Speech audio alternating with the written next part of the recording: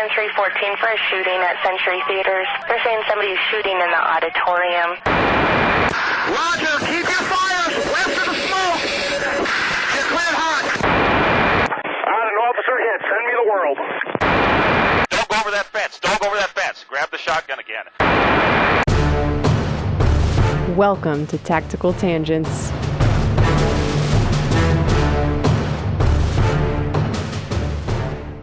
Welcome back to Tactical Tangents. This is Mike. This episode is brought to you by Loa Boots. Start your day off on the right foot with footwear that was designed for those who stand relentlessly in the face of adversity.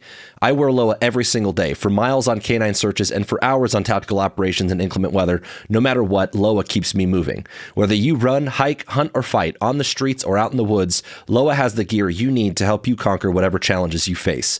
Go check out their new line of trail running shoes at Loa Boots, L-O-W-A Boots.com, and get outside for some fresh air and daylight. Loa, for those who know where they're going and won't stop until they get there. And this is Jim. This episode is also brought to you by ManusX. We've talked a lot about the tactical fantasy on this podcast, and one of the quickest ways to break your tactical fantasies and actually improve your performance is by getting real feedback. One of the ways you can do that is with ManusX. You're not going to get better at shooting on your own. You need practice, data, and coaching. And you need to make the most of your ammo with good live and dry fire training. Manus is a family of training devices that tracks you while you train. It times and tracks everything you do in a drill and coaches you as you go. It is indispensable to taking your shooting to the next level. Go find them on manusx.com. Some of the foundational knowledge that we have shared on this show is about the ways that humans make decisions, and specifically how we shape the decisions of people on the front lines to make sure that they make favorable decisions at the institutional or strategic level. And an analogy that we've used a lot when we talk about that concept is that the chief of police isn't going to be there with me on the side of the road at every traffic stop at 2 o'clock in the morning. Philosophically, we need to make sure that guys and gals on the side of the road making those decisions actualize the vision or the intent of those senior leaders. And in law enforcement, this is kind of crazy when you think about it at scale. There are something like 18,000 law enforcement agencies across the country. And that means that there are something like 18,000 police chiefs or sheriffs and a whole bunch of senior leadership that work with them. And on any one traffic stop in any one town or on a state highway somewhere, something that happens can ignite national riots and calls for police reforms. And when we talk about this, usually we talk about the idea of the strategic corporal. And this is something that every frontline person needs to understand about the implications of their actions and how important it is to be a professional and to act above reproach so that no one will ever doubt or question your character or your intentions or your integrity. But with that many people to please, that many agency, that many bosses or chiefs or sheriffs representing that many towns and cities and demographics, it's damn near impossible to expect that everyone is always going to be on the same page about what right looks like. Not only can reasonable minds differ, but there are also just community and environmental factors all across the board. The expectations of a cop in San Francisco or New York is not going to be the same as the expectations in a small town in Wyoming or some county road in Tennessee. It just isn't, right? It looks different everywhere that you go. And once something happens and the video makes it famous on YouTube, it doesn't really matter anymore what your city or your town expects of you, because now it's going to be judged through thousands of different lenses by millions of people, and it's just completely out of your control. And so this is a hard thing to wrestle with and to adapt to, right? So what? What's the fix? One of the things that I'm reminded of when I think about this topic, the idea of discretion in law enforcement, is that quote about the man in the arena, where Teddy Roosevelt explains that it is not the critic who counts. And I'm paraphrasing that he goes on to say that the credit belongs to the man who is actually in the arena, who has stumbled and failed, and he knows both the taste of victory and defeat. And I love that quote. I think it applies to a lot of things. But one of the problematic attitudes that I have observed among some of my peers over the years is this idea that unless you've worn a badge and done the work, you just wouldn't understand. As if, therefore, you don't get a say or you don't have an opinion. And that's really troublesome, right? Because the communities that we serve do get an opinion. In fact, the very power and authority that we are trusted with to enforce laws and maintain public order and peace comes from the people. If you think back to like 6th grade or whatever year it was when you learned about the Declaration of Independence, it was written that governments are instituted among men deriving their powers from the consent of the governed, right? And that it is the right of the people to alter or abolish it and to institute new government. That is a foundational part of what America is all about. It's part of what makes America what it is. And every police officer in America needs to understand the very real role that they play as an often adversarial representative of the government. Most people in their lives aren't going to be fucked over by some politician or some bigwig in some legitimate place of power, right? They're going to get fucked with by some accountant at the IRS or some clerk with an attitude at the DMV or some cop on a 911 call or a traffic stop on the side of the road somewhere.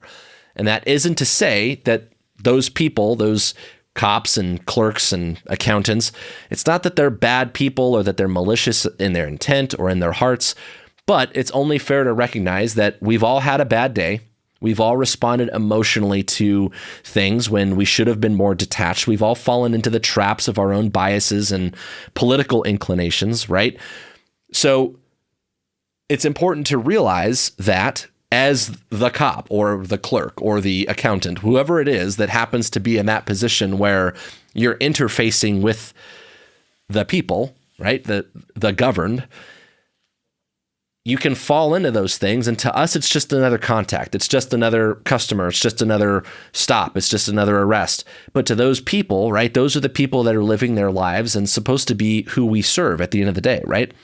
So with all that being said, we go back to that situation on the side of the road and we wonder how to handle some problem or thing that we're faced with. And we bring to bear everything that we've ever learned or experienced and all the guidance and all the policy that has been imposed on us by either law or the courts or our own organizations, right? Those policies and rules that are established for us in that sense. And we're left to make these decisions. These are decisions that we've been trusted with because we went through the motions and we earned that responsibility, right? We earned all that. And this gets us back into that realm of like, well, how do we make sure that those of us on the front lines are making decisions appropriately? How do we make sure that we shape the actions of those lower level strategic corporals favorably? And as it relates to that big picture concept, one of the things that we have often criticized on this show is the pitfalls of micromanaging our people, or when we do like checkbox and lowest common denominator training, because those sorts of things don't condition or develop the autonomy that is inherent in the real life choices that the people on the front lines are going to be expected to make as they do their jobs. One of the central components to that sense of autonomy is the importance of discretion. To use our best judgment to make a choice about whatever course of action, to make an arrest or not, to give a ticket or a warning, or to whether or not to even stop a person in the first place. Those are the things that we have to make sure that we can instill in people so that they can make those decisions well. So to illustrate how discretion is applied in law enforcement, I want to look at some examples, and we're going to look at both the good and the bad, and things that are useful and appropriate, applications of discretion, and some of the downsides that we have to really watch out for. On the plus side, there's a lot of good reasons for discretion. Traffic enforcement is an easy one, right? Low-hanging fruit. It's a touchy subject, and I'm personally not a big traffic ticket guy. I don't go write a lot of tickets. I make stops and I talk to people, and usually I can hopefully get through to them. But having experienced traffic conditions in a few other countries, I can tell you that we've got something to be grateful for here in the U.S. Driving in some of the other places in the world that I've been to is chaos. And I don't know the statistics. I can't tell you about traffic collisions and, anything to say with any certainty whether our roads are actually any safer, but they definitely feel that way. And as it relates to enforcement and discretion, what we have to recognize is like, let's look at speeding or running red lights, right? These are just common everyday things. There's a big difference between like, I was trying to make it through the yellow and I didn't make it just by, I was like 0.012 seconds, whatever, behind the light cycling versus you just blatantly like plow through a stale red light, right? there's a fair amount of in between in that too. And those are the sorts of things that we have to use our discretion, right, in terms of enforcement about. There's a difference between going like 3 miles, 5 miles, 7, 8, 9 miles an hour over the speed limit versus like 30. And on paper, it's easy to say that like, well, a violation's a violation, right? We could certainly be robotic in our enforcement of those things. We can say that that's more fair, but consider that like speed cameras and red light cameras, photo enforcement, those have not been a very popular thing in a lot of communities. And why is that, right? People don't like being, quote unquote, watched by the government in that sense. And those machines lack that ability to use their best judgment about what the most appropriate course of action is going to be. It's just rote enforcement of whatever rule, right? It's just black or white. It is or it isn't. So sure, those things might be fair, but it doesn't account for some of those distinctions a lot of times, right? It also doesn't account for the difference between someone who maybe just isn't paying attention at all on the road versus someone who is just blatantly like they're paying attention, but they're disregarding the law. They're just like, they don't care. Or the person who maybe is just more attentive to their surroundings than they are at staring at the speedometer for like precise speed management, right? And following the rules. They're paying attention because they're trying to be aware of their surroundings and kind of base things off of that, and not, they happen to find themselves a little bit over, but they're still driving like reasonably safe. It doesn't account for things like that really young driver, the teenage kid who, frankly, if they get a ticket, they're probably not going to be the ones that pay for it anyway, right? Their parents are going to pay for it. Or let's say someone who is pretty well off, right? They're reasonably wealthy and paying $100 or a couple $100 for a fine, not really that big of a deal. They just see it as like cost of admission. They're like, meh, whatever, it's a couple $100, no sweat off my back, and they just continue doing whatever they do. That's not going to modify their behavior, right? On the other hand, there are some people out there in the community who, a $300 ticket might absolutely bury them. And getting buried by that bill might lead to a lot of things, right? Might mean they can't pay other bills. Maybe they have problems with like buying food that month, or they end up with a suspended license because they can't pay the fine. Maybe they get a warrant for their arrest. Maybe they struggle to keep a job and they can't get to and from work, and they can't get their kids to school, and all these other things. That few $100s can have a really disproportionate impact depending on where you're at in life.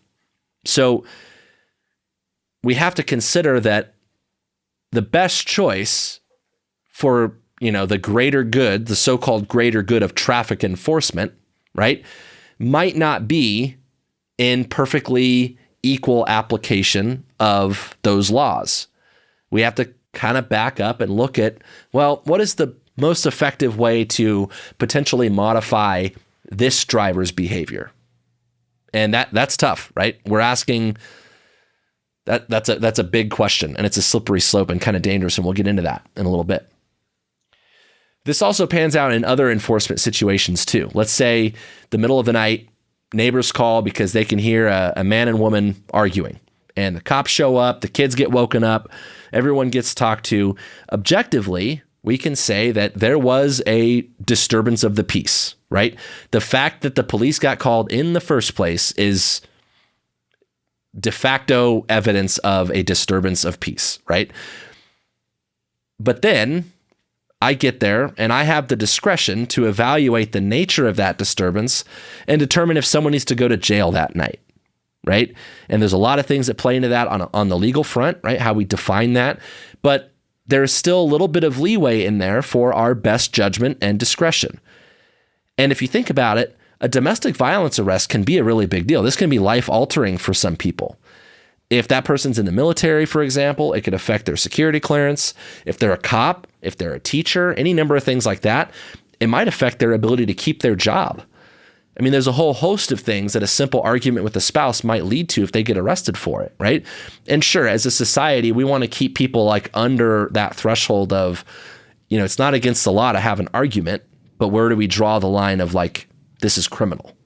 Some of that's written for us, but there has to be a little bit of that leeway for the people on scene at, 12 o'clock at night to be able to decide what is the best course of action. Maybe just separating the people for that night so that their emotions can settle down and they can work things out in a better place and a better time, better manner, that's best for everyone, right? When it comes to these like domestic violence and domestic relations things, these arrests can have big implications, right? Think about things like, hey, if that couple separates and there's kids involved, there's child custody issues that come up, right? And no matter what, despite the circumstances that we might see that particular night, good, bad, indifferent, separate from the, even accounting for the severity of it, that little event, right? All we're seeing is a snapshot of the big picture. That 1 o'clock in the morning, 2 a.m., whatever it was, right? That is only one tiny piece of it. So what we need to see in that is that although sometimes maybe we could technically, that doesn't always mean that we should. And that's part of that, like, all right, what is the judgment of this thing? You have to use your discretion there. So this is a slippery slope though, right? We see how the downfall here is that it's really easy to say that we're being unfair or that we are biased and we're treating people differently.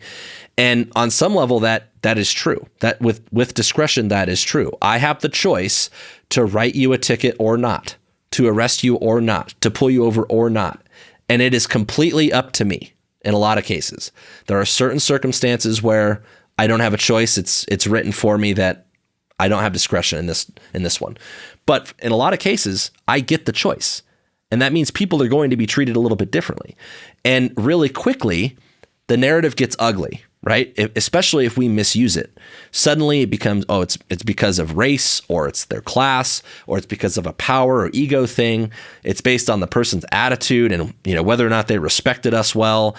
We got to be real careful with that, right? Like we have to recognize not only how that narrative can be ugly, but also recognize like how our own implicit biases will play out. If you go to a call and it happens to be like, the person is in law enforcement or they're in the military or something like that, and you treat them differently because of those things, like, is that okay? Should that be okay? And that's not fundamentally a question that I can answer for you because it just depends on the circumstances, right? But we have to recognize where that becomes a slippery slope. We have to remember that, up here on our high horse, right? Like we go into these calls and we're supposed to be the people that are called to fix and resolve some of these things in the middle of the night, that just because we can afford to pay our bills, right? You stop someone on the side of the road and you think like, write this guy a ticket. Like, yep, now you're gonna have to pay a couple $100 fine, right? Well, just because we can afford that, we can cover fines, we can get our cars fixed, the equipment stuff, your tail lights out, your headlights out, whatever. We could get our licenses squared away. We can take care of our paperwork. Well, that doesn't mean necessarily that they can. And even if they theoretically should be able to, let's face it, sometimes people are going through things and they're just not as well organized or they just don't have their shit together. But that doesn't mean they're not trying. It doesn't mean that they're not good people. It doesn't mean that we should be too judgy about that, right? Like we have to just see it as like, hey, what is the best thing we can do in this situation, right? Not everyone is going to be as squared away or good at this sort of thing as we might want them to be. Another angle to look at is sometimes making that arrest, it simply isn't going to help, right? Like we decide, all right, we're going to throw the book at this guy. To some people, like getting arrested and spending the night in jail is nothing new. In fact, it might be easier for them to go spend a night or two in jail than to have a fine or to have to go to some classes and deal with some other mechanism that could be in place. They might be like, yeah, a couple nights in jail, like whatever, I'm in and out of the system all the time. I'm not going to lose any sweat over that. Not only is that not a big deal to them, it's not going to help them get better, right? They might not care. They're not affected by it. They're not going to change. It's not going to modify their behavior. So maybe looking at other resources and showing some compassion and kindness and letting them off with a warning and showing them some grace, maybe that will shift their attitude a little bit more, right? Whereas like there are those times where a little bit of tough love, like, hey, yeah, you're going to jail for the night, dude, right? Like that could be like a terrifying thing for people and send a very good message, right? And it might not be something that they like at the time, but it could also be the thing that nudges them towards bettering themselves in the long run. So this is where discretion is something we have to be really gentle with, right? It's a delicate thing, and you need to recognize that these are people's lives, and some people will be really affected by it more or less than others. And at the end of the day, it is our duty, and I say that with like the full force of the word, duty with a capital D, right? To try to do the most right thing for the most people in any given situation. It is up to us to make the decisions and those choices and wield that discretion judiciously. And hopefully when we're making judgments about a situation, we're doing it based on the situation itself, the big picture, and not just the people, right? It's a big deal and not something we should take lightly. Literally every ticket, every arrest, every contact, big or small, needs to be seen through that lens. So why do we talk about all this? Like, this all seems pretty straightforward. This is not something that inherently every cop in the country doesn't understand or get about discretion. You guys know this, right? People listening, probably even if they disagree with certain things, understand that some level of discretion is necessary for those of you who are not in law enforcement. But why do we have to have this conversation? Well, when we consider that balance, right, the tightrope that we're trying to walk, and we see these examples, we understand that discretion has a very strong, like, good and healthy and appropriate case to be made. It has a benefit to society. It's good for the public. But we also have to see those shortcomings and challenges and recognize that they're pretty substantial too, right? Having people treated differently and potentially unfairly through the lens of someone's bias. I mean, we don't want that, right? Like, we have to be, that's a hard thing how do we fix this, right? It is necessary. Discretion is necessary, but we have to not only see it from that perspective, we have to look at the problems. So to examine that at all levels, here is some food for thought. On the legal front, some of this is established by law. And the law and several past court cases will protect the necessity of discretion on some level for law enforcement. Some laws, though, will make it through that legislative process that will bind us and take it away. There are times where the legislature comes through and says, you know what? This is now a requirement, right? Like, cops don't have a choice. The lesson in that is that with great power comes great responsibility, and it's important that we do our part on the legal front to safeguard the process that enables us to do our jobs more effectively. In other words, what I'm trying to say there is, don't be that guy or that girl who gets stuff taken away from us by establishing new unhelpful case law or new policies or new statutes. Like, we joke in my circle about, like, people who have policies named after them. Don't be that guy, right? Like, don't get rules established that are going to hamstring us. If you're doing the right things and you're staying above reproach and no one questions your character or your integrity about those things, then generally speaking, you're going to be okay. But make sure that you understand that if you're famous in the court case, you're probably, there's a lot of situations you're not helping us, right? Now, there are some people who are famous in court cases for good reasons, right? They made good decisions and it helped us. It's okay to be that guy, but much better to stay off the radar than to hamstring the rest of us. So this brings me to the next piece, which is when it comes to discretion on the leadership and management front, we got to make sure that we're writing policy in a way that empowers our troops to use this discretion effectively. And that starts with writing rules in a way that doesn't handicap people, but it still affords a level of accountability, right? They have to be accountable for their choices and for their actions. And then it boils down to things like we talked about earlier, avoiding micromanaging, and avoiding lowest common denominator training. We need to make sure that we are conditioning people in a way that lets them exercise discretion in a safe, effective way and makes them better at their jobs. Let's also look at the difference between policy and practice, right? And I think it's important that we recognize that law enforcement, just like in medicine or the legal process, the court system, law enforcement is something that requires practice, and using discretion is something that requires practice. And that means that people got to do it, right? They need the experience. And that's going to involve a degree of acceptable risk. There are going to be mistakes. And we cannot have a culture where every mistake is going to totally screw you over. So when we write the policy, you don't want to create a culture where every mistake you make, there's going to be some rule there that's the catch-all that's just going to get people in trouble all the time. Because at some point, they're going to be afraid to make decisions, right? On some level, or they're going to make decisions. They're so risk averse and self-serving that they don't want to get in trouble. And so they're only going to make decisions that are favorable for them without regard to whatever the big picture, like whatever the public needs or society needs or the people in that contact need, right? They're doing it because like, well, I'm not going to pay for this with my career, so I got to stay off the radar. We understand that not every decision they're going to make is something that you can have a policy about. We want to make sure that we're writing that our practice and our policy is such that they're making decisions that can help prepare them for those situations where things become ambiguous or difficult or challenging, because that is going to happen. And the other thing, when we talk about the difference, policy versus practice, under what circumstances do we follow certain laws or policy or guidance by the letter? And under what circumstances do we consider it a little bit like gray and fuzzy, right? What's the difference between the written and the unwritten? How much, for example, how much discretion do mid-level managers and the frontline supervisors have to lead and hold their people accountable informally versus throw the book at them when it comes to discipline?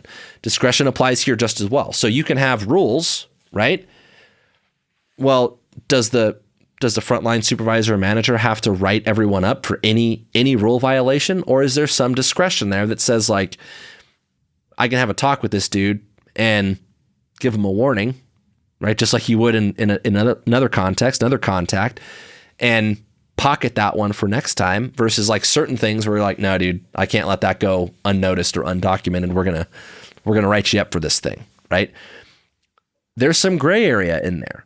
There's written versus unwritten in the way that we apply those things. And we've got to look at that real, like scrutinize that, right? And understand that what you're trying to do, what success looks like from this management and leadership perspective, is to shape those lower level decisions so that they are favorable. Sometimes that means being very, very clear in your policy and your rules. These are the things we will accept or tolerate, and these are the things that we will not. And part of that is giving people some leeway, right? To say that like, hey, look, we understand that like we can't codify your job in black and white. It's just not that simple. And so like, these are the rules. We expect you to be accountable to them, but there's some real life stuff that we have to account for too. And just as an example of this is one where like in my agency, and I think a lot of agencies have something like this, there's a policy like on the front page of our general orders like manual. It's like, hey, you can break any rule in this book, but you're going to have to justify it. And just having that up front like that, like, hey, these are the rules. And if you need to break a rule, like that's okay. Just understand that like we're going to expect an explanation. That's one way that you could do it. And so make sure that you are true to that. And then finally, from like the practitioner level, from the guy or the girl with the discretion, right? The officer on the side of the road. You need to wield this carefully and be thoughtful if you want to be trusted. One of the things when we talk about micromanaging, and we sit here and we throw a lot of shade, right? We tell the bosses, hey, don't micromanage your people. It's not good for them. It's not good for everybody. Well, there's another side of that, right? And one of the things that we've said in the past, we've done entire episodes on micromanaging. One of the things that I've said time and time again is if you don't want to be micromanaged, don't require it. So you need to be able to recognize both the pluses and the minuses, the advantages and the disadvantages as they relate to your practice and your application of discretion. When you are letting people off, are you doing it unreasonably? Are you holding people too accountable unnecessarily? When are your biases getting in the way of your decisions? Recognize the reasons that trusting cops with discretion can be a challenge for a lot of people and ways that people have misused it over the years. And you've probably seen little examples of this, right? You've seen the guy that comes in a little bit hot with his ego. You've seen the guy that like talks a little bit of smack to the dude because like he clearly just doesn't like the guy, right? Like you've seen this. Make sure that you're holding each other accountable and don't let that stuff get in the way of making the correct choice. Like it's okay to be like human. That's expected, right? But you got to be able to be mature and professional enough to take that step back and be like, all right, like I'm really annoyed with you right now, but this is what I'm going to do because this is the right thing. That's important. Fight to be above reproach and to be worthy of that trust required to make it effective and worthwhile for you for society's sake, right? It's a complex thing, definitely. So we need to be thoughtful and intentional about the implications in all that. Something that I want you to consider as a guy who has had the opportunity to travel a little bit and see how things are in other parts of the world, law enforcement in other countries, like it's a whole different ballgame. And on a regular basis, you talk to people who go to other countries and they've had to like pay off the cops to let them go. Or, you know, I mean, the corruption is just like absurd in places. In some countries, you can get arrested for like certain tattoos or for not wearing whatever they deem to be appropriate enough clothing or for disrespecting the government or, you know, disrespecting certain religious establishments. Like there's a whole host of things that make this place a different place. Like, embrace that, right? On the other side of that coin, I've interacted with people from other countries who have come here. Either they migrated here or, you know, maybe they're even here illegally or they're refugees or any number of things. And they have a very, very real and legitimate fear of the police because where they come from, it's different.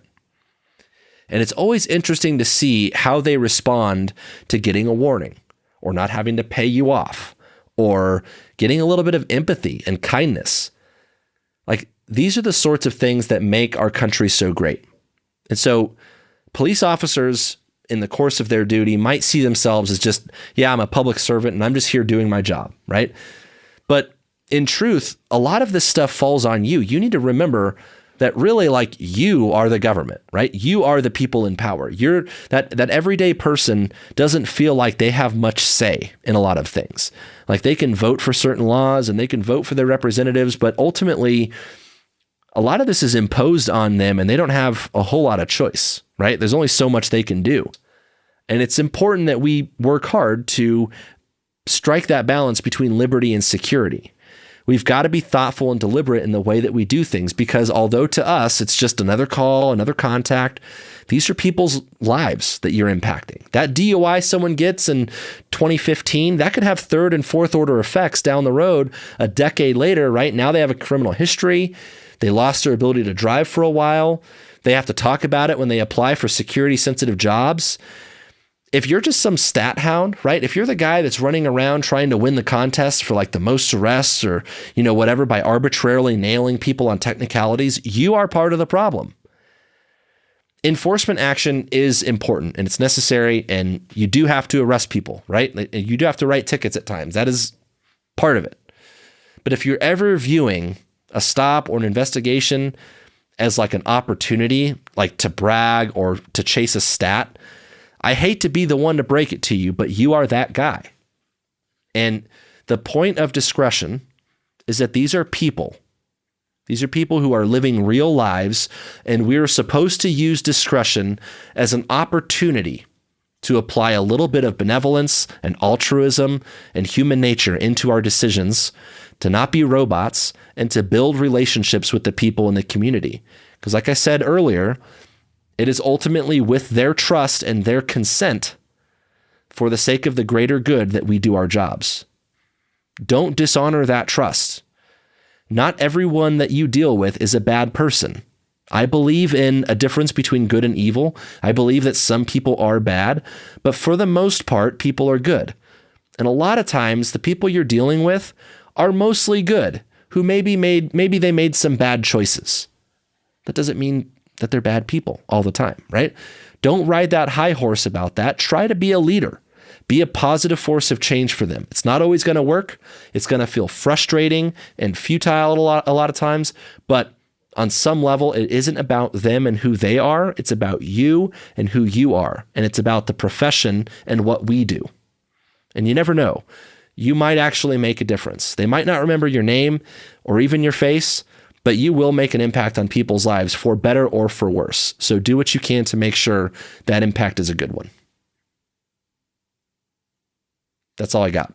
Go do the job, do well, do the best you can, keep at it, just be thoughtful about it, be intentional. Get some. Good talk. All right, guys, that's all we got for tonight. This episode is brought to you by Drip Drop. Drip Drop Oral Rehydration Solution is an electrolyte powder that you mix with water. It was formulated by a doctor for quick absorption. I work in the desert, and it only takes a few hours in the heat, wearing body armor, carrying around a bunch of gear before I start feeling like crap and fall behind the curve in dehydration. Drip Drop keeps you in the fight so you can finish the mission and rehab for the next one. Go get you some at dripdrop.com or on Amazon, or ask your supply guy to find it for you.